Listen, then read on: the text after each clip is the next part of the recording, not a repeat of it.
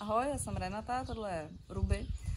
Rubince bude 14.6. 7 roku, takže zhruba asi v lednu před 7 lety nebo já jsem sama začala řešit, že bych strašně moc chtěla pejska.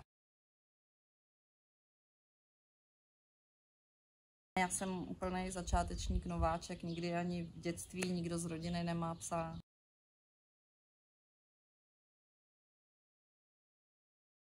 Rubinka je prostě úžasná. Po všech stránkách.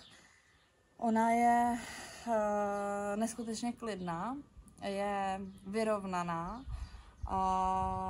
je úžasně zdravá, takže nic jí nerozhází ani po té zdravotní stránce. Je perfektně učenlivá a je to prostě parťák do nepohody.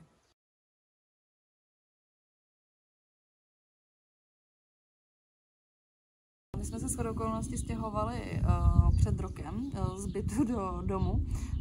To teda Ruby zvládla úplně hravě, asi nejlíp z nás ze všech. Takže naprostá přizpůsobivost. Děti paráda, protože Rubince bude 7 a našemu staršímu jsou 3, takže Ruby byla zvyklá, že tady byla jako první. A teďka tady má 2 malý písklata a ona je prostě zvládá úplně fantasticky. Oni se po ní válej, skáčou přes ní divné salta a ona se nechá. A až když ona usoudí, že už jich má plný zuby, tak si zaleze někam do klidu a není absolutně, to na sobě nedá znát, že by jí to nějak iritovalo, vytáčelo, prostě se uklidí a má od nich klid.